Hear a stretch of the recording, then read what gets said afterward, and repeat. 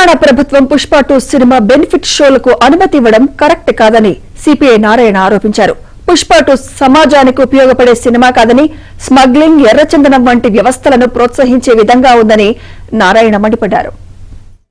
Pushpa cinema release సందర్భంగా ఈ అల్లు అర్జున్ ఆ సినిమాకి వెళ్ళడం, ఆ తొక్కిసారి జరగడం, అందులో రేవతి అనే ఒక మహిళ చనిపోవడం, ఆమె సినిమా చూడడానికి వచ్చింది, టికెట్ కొనుక్కొని అందరూ చూడడానికి రాలేదు. కొడుకు 9 ఏళ్ల పిల్లవాడు, అతను చావుతున్నా ఉన్నాడు. ఆ మరణం పట్ల సిపిఐ తరఫున ప్రగాఢ సంతాపం తెలియజేస్తా ఉన్నాను. వాడు కుమార్తె కోలుకోవాలని కోరుతా ఉన్నాను. అసలు ఈ సంఘటన చాలా ఘోరమైంది. పుష్ప సినిమా అనేది ఒక ఎర్రచంద్రం స్మగ్లింగ్ సంబంధించినటువంటి హీనాతి హీనమైన సినిమా.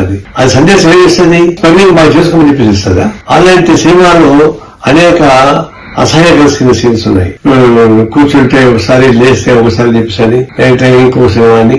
ఈ పద్ధతిలో ఒక బూతుతో కూడినటువంటి పాటలు, సెక్స్ పెట్టి, స్మగ్లింగ్ పెట్టి, ఈ రెండు సమాజానికి చేరబడలేనిది. రెండవది, ఈ జరిగిన ఘటన తర్వాత రాజకీయ నాయకులు కూడా ఉత్సాహంగా ఇంటికి పడుతున్నారు, పరిగెడుతున్నారు. సినిమా థియేటర్స్ బ్యాటరీస్ అంటే వాళ్ళకి తప్పదు, ఆరోగ్యంగా పనిచేశారు కాబట్టి. రాజకీయ నాయకులకి చీప్ ప్రచారం నిర్మించారు కదా, ఆ వేళ ఎందుకు ప్రోత్సహించాలా? ఒకవేళ రాజకీయ నాయకులు కూడా నైతిక ప్రవర్తనలు తృణీకరిస్తా ఉన్నారు, చాలా బాధపడతా ఉన్నారు. అరవింద్ లాంటి పెద్ద కుటుంబం అది. వాళ్ళ నాన్నగారు శ్రీరాములు కమ్యూనిస్టు ప్రజాటువంటి కళాకారుడు, సినిమా రంగంలో పైకి ఆదర్శం చేసేవాడు.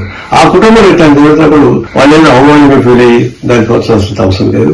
ఇది ఒక విధంగా చెప్పాలంటే ప్రభుత్వం ఇట్లాంటి వైఖరి పైన కఠిన వైఖరి తీసుకోవాల్సింది. ఆ అమ్మాయికి, చనిపోయిన అమ్మాయికి పుష్ప సినిమా పారితోషికం అవసరం లేదు, అది అవమానమే.